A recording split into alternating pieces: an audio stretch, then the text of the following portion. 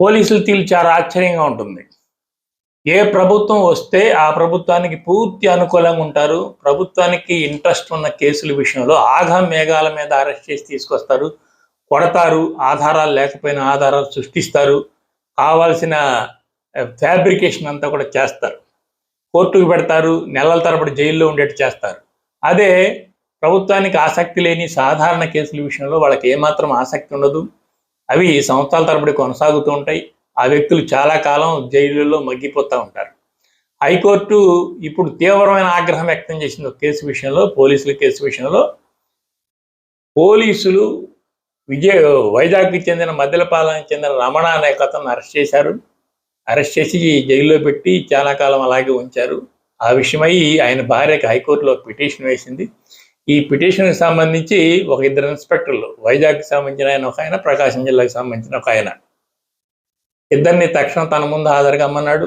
హాజరుగమ్మని ఏమిటి అతని విషయం ఏంటి అని అడిగితే, ఇప్పుడు అతని మీద 27 కేసులు ఉన్నాయండి అన్నారు. రైట్, 27 కేసులకు సంబంధించి మీరు ఏం విచారణ చేశారు? ఆ విచారణలో అతను దోషి అని తేలిందా, లేక కనీసం కొన్ని ఆధారాలైనా దొరికాయా? వెంటనే మీరు దానికి సంబంధించిన రికార్డు అంటే నా దగ్గర తీసుకురండి అన్నారు. సమయం కావాలన్నారు. తర్వాత చేతులు ఎత్తేశారు. మా దగ్గర అలాంటి ఏమి పూర్తి వివరాలు లేవు అన్నారు. అయితే వెంటనే ఈ వ్యవహారం అంతా కూడా డిఐజీకి అప్పచెప్పండి. డిఐజీని అప్పచెప్పి అసలు ముందు ఆ వ్యక్తిని నా ముందు హాజరుపరచమని కోర్టు ఆదేశించింది. అయినప్పటికి కూడా సమయం కావాలన్నారు. దాని మీద వాళ్ళు ఏ చర్య తీసుకోలేదు. దాంతో కోర్టు తీవ్రంగా ఆగ్రహించింది. పోలీసులు న్యాయస్థానాలను కూడా లెక్క చేయటం లేదు. సీసీటీవీ ఫుటేజీలు తీసుకురమ్మంటే కోతులు ఎత్తుకుపోయిన విచిత్రమైన సమాధానాలు చెప్తున్నారు. కనుక ఈ నెల 25వ తారీఖు నేను 25వ తారీఖుకి వాయిదా ఇస్తున్నాను ఈ కేసు. మీరు ఏమాత్రం నిర్లక్ష్యంగా వ్యవహరిస్తే తీవ్ర పరిణామాలు ఉంటాయని కోర్టు హెచ్చరించింది. కోర్టులు కనీసం కొన్ని సందర్భాల్లోనూ హెచ్చరించడం వల్ల పోలీసులు ఏమైనా కొంచెం కదలికి వస్తుందేమో అనేది మనం ఆశాభావంతో ఎదురు చూడాలి. ఎందుకంటే ప్రభుత్వానికి ఆసక్తి ఉన్న కేసుల్లో రఘురామకృష్ణరాజు అంతా ఎంపీ లాంటి వ్యక్తిని కూడా క్షణాల్లో తీసుకొచ్చి కొట్టేశారు.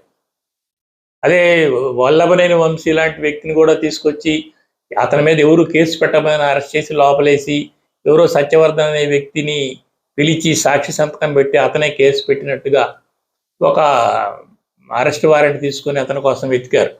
తిరిగి అతను సత్యవర్ధన్ చేత కేసు ఉపసంహరించుకుని జడ్జి ముందు 164 స్టేట్మెంట్ ఇప్పించినప్పటికి కూడా తిరిగి అతన్ని కిడ్నాప్ చేసినట్టుగా ఒక ఫ్రేమ్ని తీసుకొచ్చారు. కనుక పోలీసులు ప్రభుత్వానికి ఆసక్తి ఉన్న విషయంలో చేయదలుచుకుంటే ఎంత దూరమైనా వెళ్తారు. ప్రభుత్వానికి ఆసక్తి లేని సామాన్యుడి కేసు విషయంలో మాత్రం పూర్తి నిర్లక్ష్యం వహిస్తారు. వాళ్ళు నెలల తరబడి జైళ్ళల్లో మగ్గుతూ ఉంటారు. సో అందుకే కోర్టు ఈ మాత్రమైనా అప్పుడప్పుడు చురకలంటించడం చాలా అవసరం.